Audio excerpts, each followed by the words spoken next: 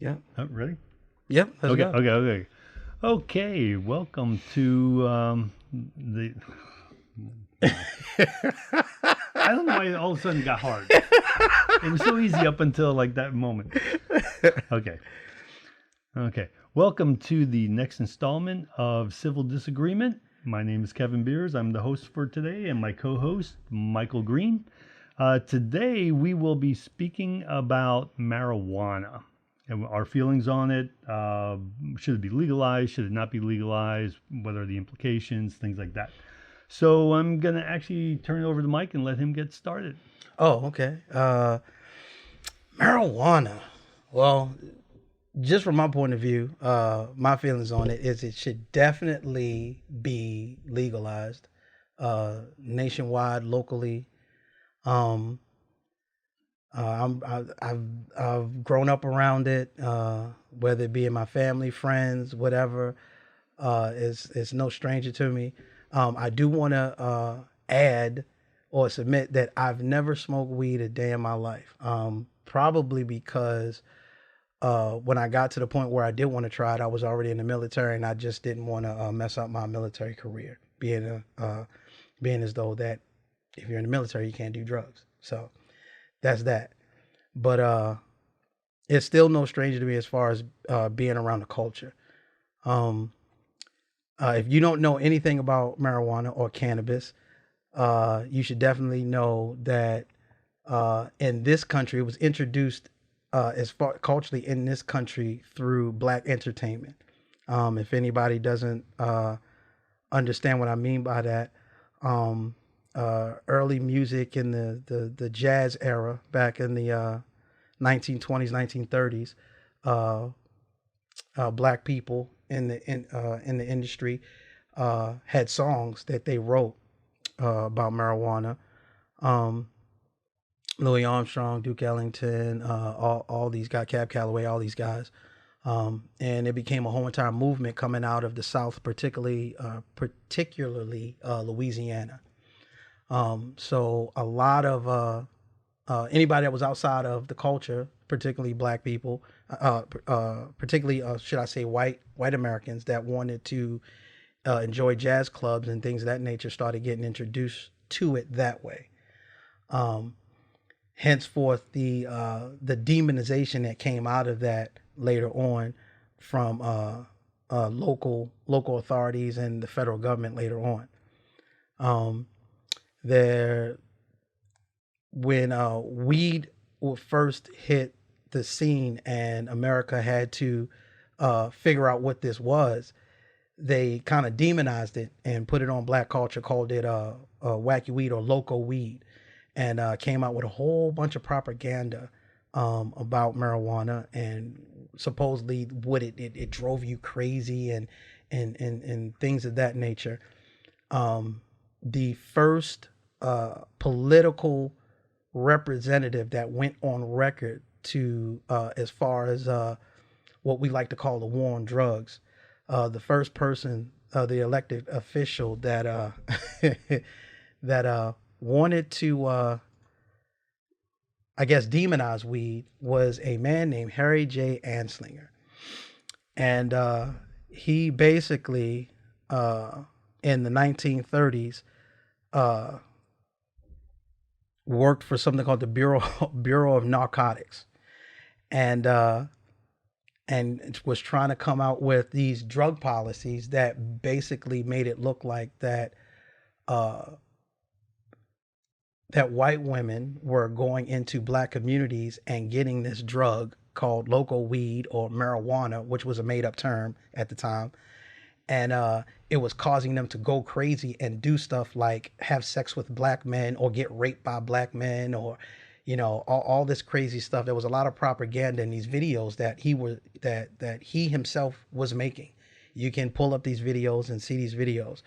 But one of his statements that he made publicly says reefer makes darkies think that they're as good as white men, said Anslinger. The primary reason to outlaw marijuana is its effect on the degenerate races. Now, what is a degenerate race? You're talking about the 1930s, okay? He's not talking about white people. So you have to ask yourself, what is he saying when he makes that point, when he makes that statement? And then he further doubled downs on his this earlier statement by saying most are Negroes, Hispanics, Filipinos, and entertainers. Their satanic music, jazz, and swing result from marijuana use. This marijuana causes white women to seek sexual relations with Negroes, entertainers, and any others. This was his key talking point on why we should ban marijuana, why we should go into the black neighborhoods and go into these swing and jazz clubs and lock up all the black men that we catch with marijuana. That was his whole mission. And one of the things I learned as we were researching for this show was that Louis Armstrong, whom I've always loved Louis Armstrong, he smoked marijuana every single day and actually attributes his creativity to the marijuana itself. Yes. So, but they couldn't touch him because he was so popular. He was so popular. Time. Exactly. And there's a couple things I need to just point out here. One, my disclaimer. Yes. That, because I'm actually so much cooler than Mike. I have smoked marijuana just a couple of times. I tried it. I actually did not like the way it made me feel, so I never pursued it. And actually, one time it was while I was driving. Man, yeah, aren't you lucky you didn't get caught? Oh yeah, definitely. There's a whole story that goes with that, but yeah, that it was. I was like early 20s, maybe I was a teenager. I'm not really sure. And then also the other disclaimer: I do actually own stock in a company that produces marijuana products. I'm not making any money by giving it out or doing this particular show. Right now, we don't have enough followers to really make a difference. but I just want to throw that out because one day we're going to be famous, and somebody's going to look it up and say, "Hey, he owns stock in this company," and he did a show all about pro marijuana because I am pro marijuana. I don't use it. Mike doesn't use it, but I take a more libertarian approach to this, where just do what you want to do. I don't see a problem as long as you're not hurting anybody. Now, if being high a lot of the time is actually affecting your job as a father, okay, now you're affecting other people. So yeah, don't do that. Yes, kind of thing. I mean, obviously, there's a responsible way to use or enjoy, should I say, to enjoy marijuana. Right. Obviously, and it falls down the same lines as alcohol. If I'm a father and I got to take care of my kids, I got to raise my kids, but I spend a lot of my time drunk and I can't do that. Yeah, you're no good to them as a father. Exactly. So I see marijuana in the same realm as alcohol. Just if you're responsible with it, I don't care what you do. Yeah. It's really up to you. I don't see a problem with legalizing it. A lot of the states, well, Colorado in particular, has already wiped out their deficit, I believe. Yeah, they have. Wiped out their deficit just because of the taxes on marijuana. I'm not crazy about the tax idea, but it's working for them, and people aren't complaining. So we can actually talk about Virginia and where they're going right now, because Mike and I live in Virginia, and so we see a lot of stuff going on. I actually have an article up here that makes the claim that. Oh, I'm sorry. I'm looking at the other article. This one is about marijuana charges. Convictions fall more heavily on Black Virginians. Now, we will be doing an entire show on justice reform, where we're going to actually talk about that more. But in Virginia, it's found that whites and black, well, actually across the whole country also, but whites and blacks are going to use marijuana at the same rate. So basically, whites are just as likely to use marijuana as blacks. Now, like Mike pointed out in the beginning, it did start in black culture, but at this point in time, it's equal use as far as rates among whites and blacks. However, when it gets into who is being arrested for possession of marijuana, it does fall more heavily on blacks. Yes. So, and especially in Virginia, it says half the arrests are white, half the arrests are black, essentially. But the population in Virginia is 20% black, 80% white. So how do you have? That's a big time disparity. Right. And actually, the particular article, this come from the Daily Press. This particular one talks about Newport News and Hampton Roads, which is where Mike is actually from, or where Mike currently lives. And the disparity is actually even greater in those areas. Like it's something like 80% of first offenses, arrests in Hampton Roads where he lives is black. Yes. Now down there, the population is more 50-50. So it would make sense that when you carry the disparity through, you know, like where I live, it's 20-80, but where Mike lives, it's 50-50. So this disparity just carries through. So, you know, here we see it's 20-80, but the arrests are 50-50. Down where he lives, it's 50-50, but the arrests are 80-20. So, yeah, the disparity just carries through down to there also.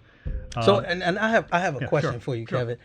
Just reading those numbers off the top, not leaning, not leaning politically or trying to give one side more ammunition or the other. If you just read that as a stat, what does that tell you on the face? Like, because that was a question that you wanted to ask me about that. Yeah. Well, on the face, well, if I didn't know that the usage was the same by population, not knowing that stat, I would say blacks just do more marijuana. I mean, that's exactly where I would go. Yeah. Which is what Anslinger was saying. Yes. Now, actually, at the time he was saying it, it was more true. Not completely, but it was more true at that time. Yes. But as of today, what he was pushing has carried through. Yes. And hasn't. And I always say this about government: anything that starts in government will never die. That is the problem. If a bad idea starts, it's going to continue. And that's the problem. Into perpetuity. The government picked up this demonization of black culture and made this propaganda wheel about marijuana being, this dangerous item. And so they came up with all this fake science about marijuana. It basically makes you crazy. It literally makes you crazy. And they actually came up with a term that they perpetuated in their propaganda called reefer madness. I can't make this up. Anybody can go to Google and look this stuff up. After they put out all this propaganda while he was working for the Bureau of Narcotics and came up with the term reefer madness, they came up with something in 1937 called the Marijuana Tax Act of 1937.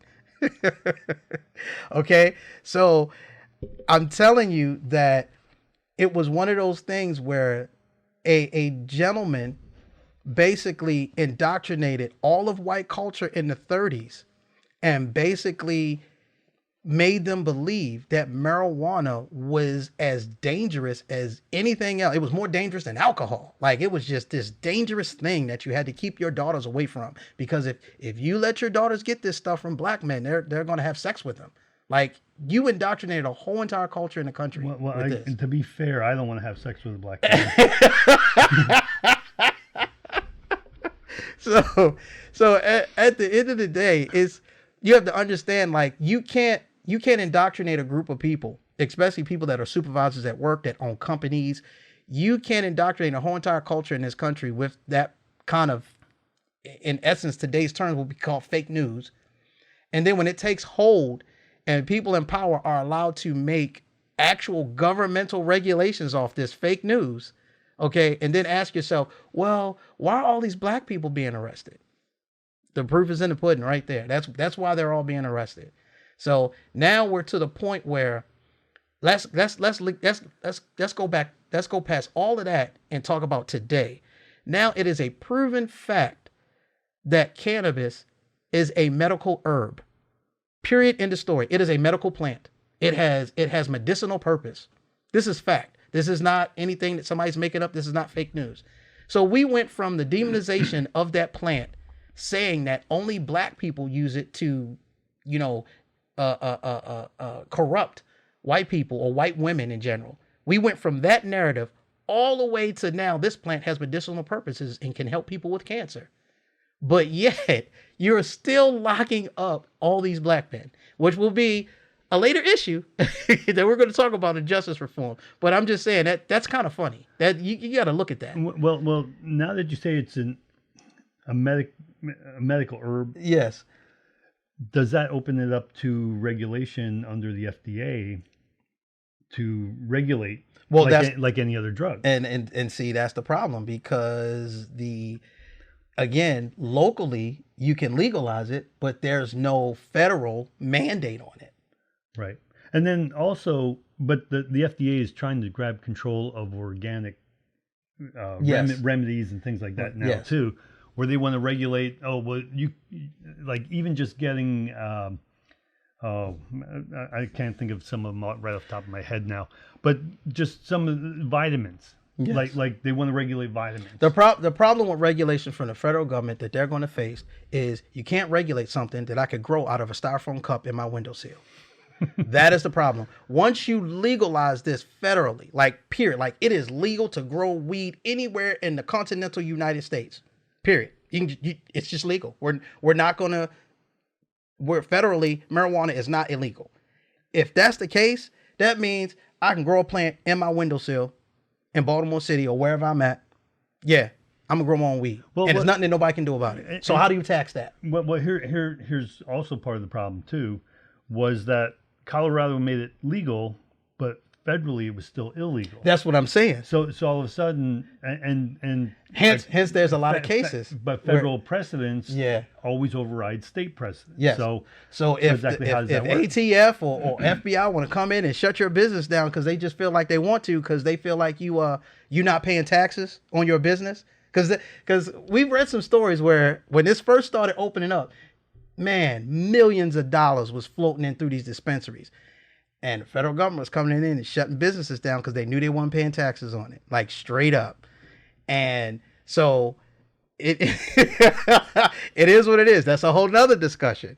So, but what we want to entertain is how do you go from demonizing a whole group of people and saying that this stuff is dangerous and has no place in America, to now it is medicinal, it's safe, and there's an industry where we can make money off this, and we should be okay with this. But now you have all these people that can't make money off of what they were doing. I mean, if you look at it, the weed industry in America is because of black culture. The whole lean, gas, chronic, whatever, all the different strands that you go into these dispensaries, like that was black culture that came up with that stuff. So now you're saying, so now what we want to entertain is the question, how do you feel it's right that corporately now this is just going to have a white face? It's going to look like Walmart and Amazon, and it's going to look like, it's going to start looking corporate. When you go to these conventions, you literally have these people at these conventions, they have never smoked weed. They don't know anything about it, other than they just representing a company that's selling a product that's associated with helping you smoke it medically, like bongs and steam machines, stuff like that, or they're representing a dispensary company where they have more than two or three locations, but they don't know anything about the culture or anything. And so you have all these people that are from the culture that can't participate because they got out of jail and they have a felony for 3 strikes you're out because of weed. You're a felon because you served 20 years for marijuana. You're out, you're on the street, but you can't participate. And it's not just the fact that you got out of prison or whatever for the 3 strikes, because of government regulation, and I will warn you right now that on this show you will hear me talk about the federal government Yes, a lot. Yeah. But because of regulation, it is so expensive to Yes. start a business that we do know that there is some wage disparity between blacks and whites. We already know that, but because of all that regulation and the cost of starting a business because of the regulation, it's much more difficult for someone without much money to get started. Obviously, because it costs money to get started, and so it really does fall more to the white side because that's where a lot more money is. Now, I'm not. Now, see the problem. The problem is okay. So the federal government legalizes it, right? That regulation is now null and void because, again, if weed is legal and it's not a narcotic, it is now legal. It's a plant, just like aloe vera. Mm-hmm. If you legalize it like that, that regulation goes out the window. It just does because it's no longer a narcotic. You don't have to have a license to have weed. That's the whole point. The whole point is the only way the government can control this is to nail it as a why it's a class 1 substance. I have no idea because that's another thing they need to look at. There is nothing about it where it should be class 1. There's nothing about it. And if you look at the literature, federal government knows that it's not class 1. It should be down there in class 4, wherever the lowest class is. It has no body altering effect to it, meaning that if you could smoke it for 50 years and there is no physical data that says it changes your body's chemistry to make you an addict. Right. It's non-addictive. Addictive, yes. Yeah, it's a non-addictive substance. Now, I can see where it can become psychologically addictive. Yes. Like actually, a lot of alcoholics are not actually addicted to the alcohol. They're actually addicted to the effects of the alcohol, which is a psychological type of thing. And we understand that. Like I said, we're not trying to say that one is worse than the other or anything like that. But at the end of the day, we're also not saying one is better than the other. Yes, we're not trying to say that either. But at the end of the day, facts show that marijuana is what it is, and it's definitely not class 1. So why is it still up there? It's only up there because of control from a certain vantage point. Mm-hmm. It's just control. That's all it is. It's just control. It's not public safety. It's not the war on drugs. It's not and this is the one thing I definitely want to put out as common sense politics. When Prohibition was up there and they went after went after all these gangsters for alcohol and running alcohol up and down past St. Louis and through Louisiana, through Texas, whatever, going up to Chicago. When they went after these gangsters, they did not go after just the guys in cars or the guys in trucks that were shipping this stuff. They wanted the heads of mafia. They set up stings. They did whatever they had to do to go into heads of mafia. But for some reason, with marijuana, black people did not own any shipping companies. They did not own any boats. They did not own any companies that were affiliated with where the crops were being grown in South America or even Mexico. There was no links. No links whatsoever. But you have the federal government and local police and black communities locking up all these black people who have no stake in bringing this into the country. They were recipients of a product. That's how they got it. Even Louis Armstrong. Louis Armstrong wasn't growing that stuff in some crop in Mexico. He wasn't importing this stuff in. He had a guy that he went to go see and got his marijuana from. Point blank. That was his whole relationship with the drug. Okay? He had somebody he was buying it from, and that's it. So if you were really serious, like you were about prohibition, about alcohol, when you wanted to go after the top level mafias, why did you not do that with marijuana? Why would you stay in all the black neighborhoods and just keep locking up black men, even though they have no influence on how it's getting into the country?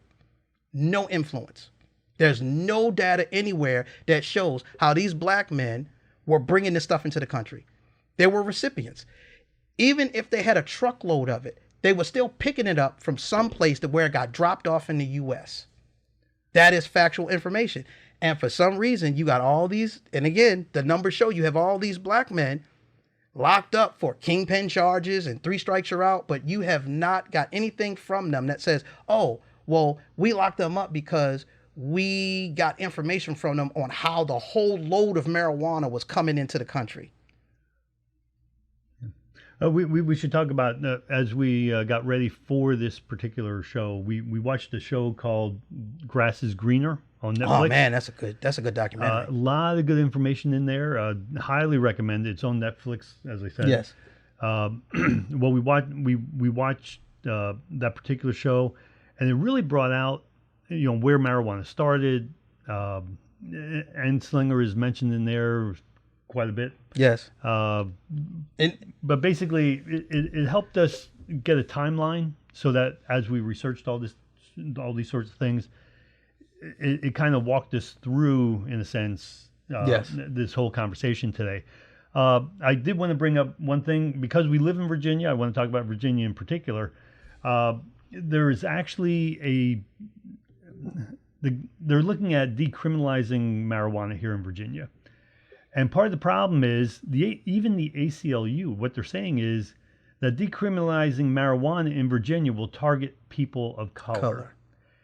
Now, the article I read here on that, the ACLU is claiming that, and it looks like their basic claim is the impact is the fact that whites will be able to start businesses with marijuana, and actually taxing, because of the taxing of the marijuana, Yes. hits poor people harder. And again, all that government control is all. That's all it is control. How can we make sure the government makes money off of this, like cigarettes? Right, and if the whole point of this, what the ACLU is saying is, if we don't tax the marijuana, decriminalize it, but don't tax it, we now have a fair system. Yes. Which means it goes back to my earlier statement, now I can grow this out of styrofoam cup on my windowsill. Like, it is what it is. But the government, local and federal, doesn't make any money off of me growing my own weed. Exactly. And that's why, like, I think it's Colorado, maybe this has gone away, but one of the things that was passed was you can grow a certain amount of marijuana for yourself, but you can't grow more than that because they miss out on the tax revenue. Now, this is how you're going to make money. Again, it comes from black culture. All that dispensary stuff, that's professional equipment. Okay, nobody is going to grow Purple Kush or Maui Wowie or Gold whatever in their house. Okay, you have to be a bona fide grower / chemist to do that. That specific type of equipment that needs to be hooked up for you to start growing that stuff like that. So I get it. There should be licensing with that. If you do that stuff wrong, you could make your stuff too potent where people just smoke it, and next thing you know, they paralyzed for like 2 hours. They're not going to die, but they're going to be useless to society for about 2 whole hours. So you don't want that. So the deal of it is I get the regulation when it comes to that and the dispensaries. But if you just legalize it or decriminalize it, if somebody just wants to grow regular Reggie, that's what we call that, Reggie. If somebody wants to just grow Reggie in their house, they should be able to do that. They should be able to have a plant in their house and grow their own weed and call it a day. Okay, that is safe. But if you want something a little bit more flavorful, let's use that term, then yes, you have to go to a licensed dispensary and get that kind of stuff. Just like edibles. If you wanna grow your own marijuana in your house and make your own brownies, you should be able to do that. But if you want, go to a actual marijuana bar or restaurant where all the food is made with a hint of cannabis, that should be licensed. You shouldn't be able to serve food to the public without some kind of regulation so people won't get sick or whatever. So I do get that part, but they should just decriminalize it and just let people have it in their house. It's not hurting anybody. Well, what about the production of alcohol? That's a whole, and again, that's a whole nother thing. Virginia has something on the books that allows people to make a certain amount of wine per week or per month. Well, you can have your own distillery in your backyard. Distillery is different from making wine. Okay. Wine is just fermenting. Got you. Distillery is where you basically remove a lot of the water, so the alcohol content goes way up. Okay, so I do understand a lot of the government restriction on that because, again, if your distillery is not up to code when it comes to equipment, I mean, you could literally kill somebody. Right. Because there's two different kinds of alcohol. One of them is poisonous. One is not. Not yes. So it is possible for that to happen. Because I Yes. make my own wine, actually. Yes. I do make my own wine. It's quite potent, probably as potent as it's going to get without a distillery. But I make it on a very small scale. I'm not Yeah. I drink very little, so it doesn't do me any good to make it too much. And again, we're I'm not for big government, but I am for public safety. Mm-hmm. And the public safety has to be a government function. It just has to be. So if you are making rules and regulations for society that have to do with public safety, then I get that. But again, back to the argument of marijuana, there was no public safety being served here when they went in and made all this propaganda and ended up making an actual system construct in the federal government where it passed down to local authorities and they was pushing this agenda, and the agenda is only pushed more in Black communities. I mean, the paperwork shows that. I mean, like I said, that 3 strikes, when that came up, that made it easier. Because, and again, that's part of the other episode we're going to do about justice reform, but it just didn't look good. Well, why don't we address some of the concerns a lot of people have about legalizing marijuana? One, everybody's going to show up to work high. Yes. First of all, why are you driving if you're high? If you're drunk, there's laws against that. Yes. So it's the same thing, being high, being drunk. Yes. A lot of times, excuse me, a lot of times people who are high are also drunk. Yes. I mean, it happens. It happens. I've seen it. But the fears of what legalizing marijuana is going to do is all based on this previous propaganda. Yeah, the previous propaganda. Even there's a video of Ronald Reagan. Again, no matter what your political feelings are about Ronald Reagan, the fact of the matter is he's on video, pretty much saying this about weed. Leading medical researchers are coming to the conclusion that marijuana, pot, grass, whatever you want to call it, is probably the most dangerous drug in the United States, and we haven't begun to find out all of the ill effects, but they are permanent ill effects.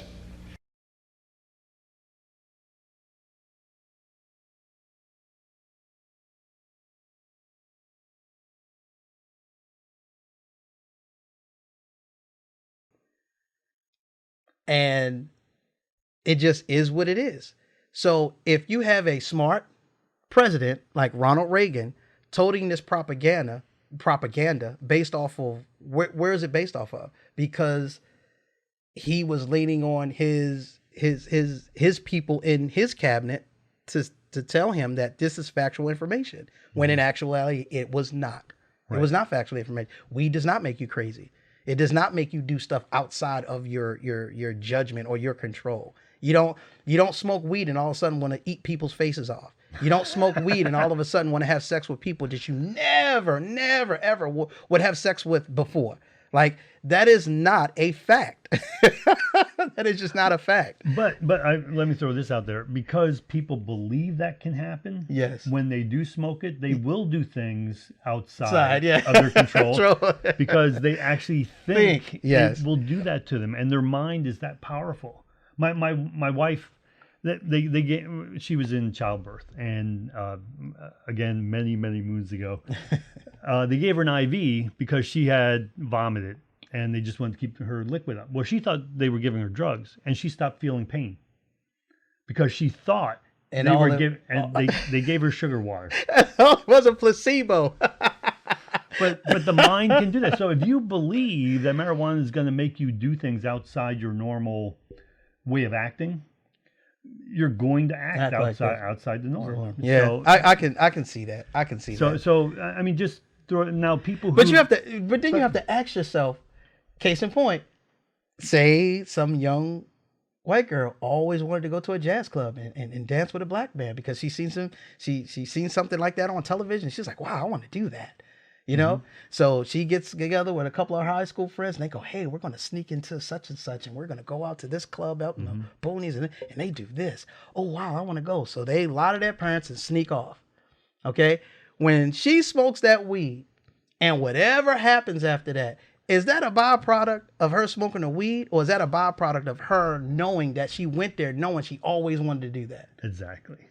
So I think that's the point that Kevin was definitely trying to make. And the thing is, when we go back to, we'll go back to Reagan's era there. Yeah. I love Reagan. I got to defend him.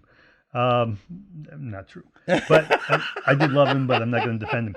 But the thing is, back then we didn't have all the information that we have now. I mean, we now know it is not addictive. We know it doesn't cause you to do things outside of your mind. Your mind. Right? Yes.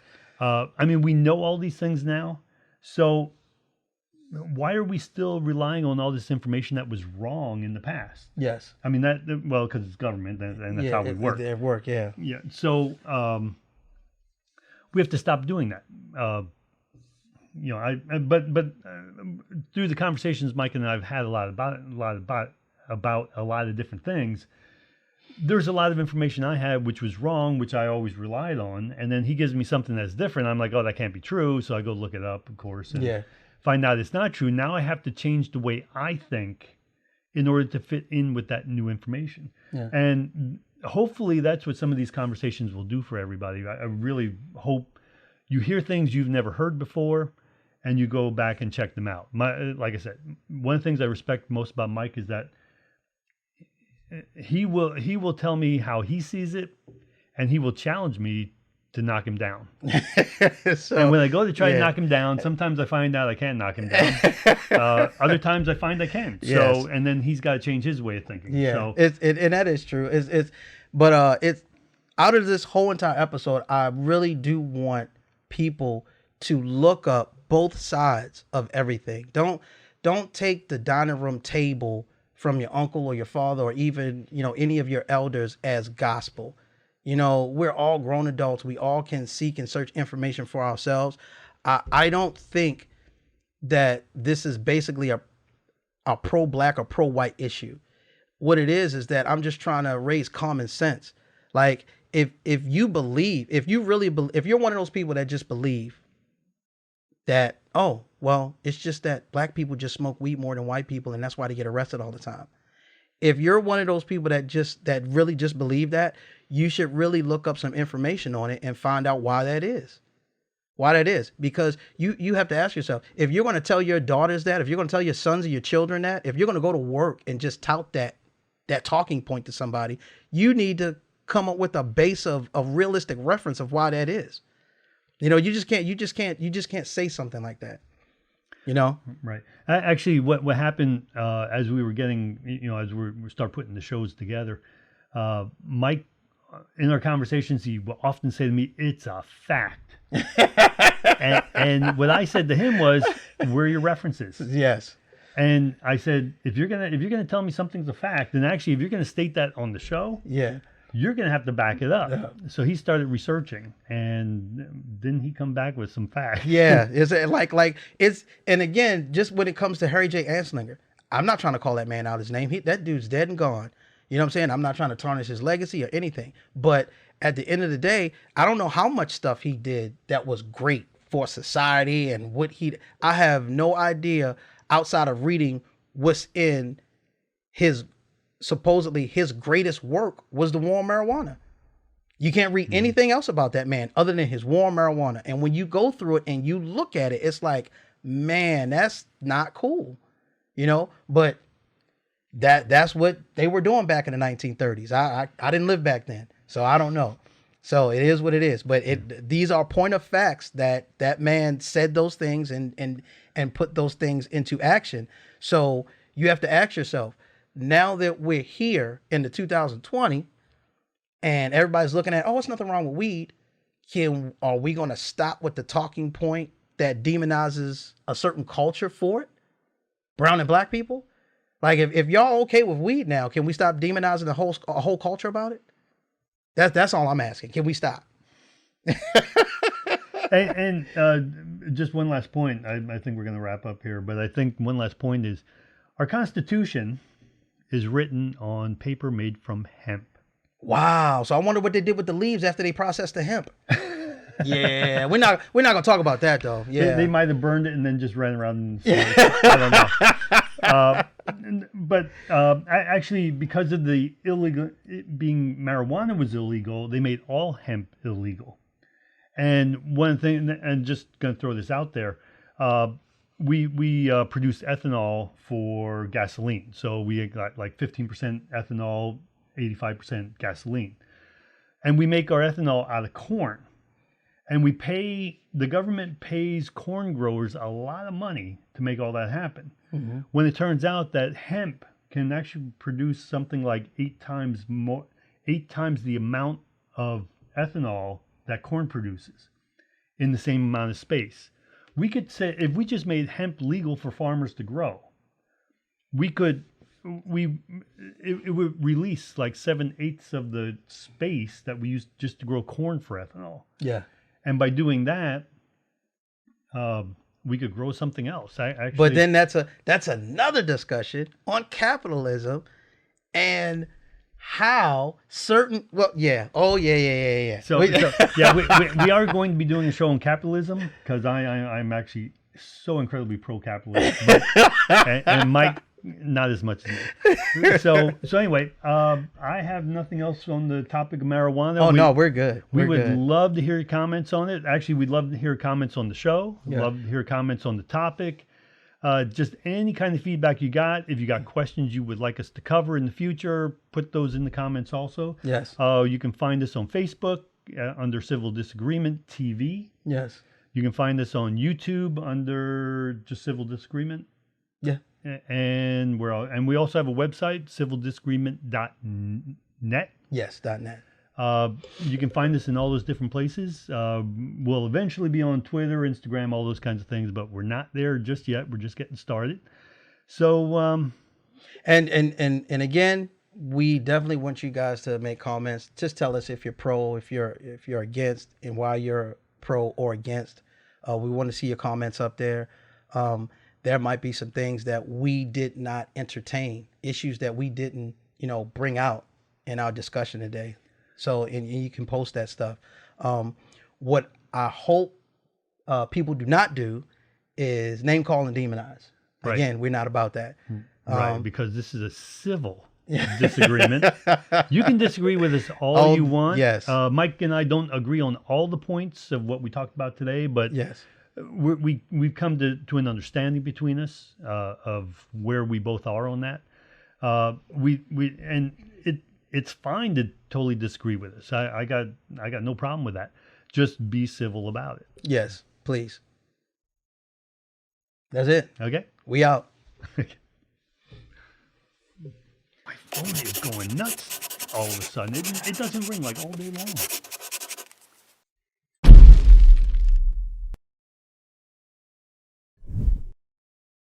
I'm just here chilling with my man K-Dog.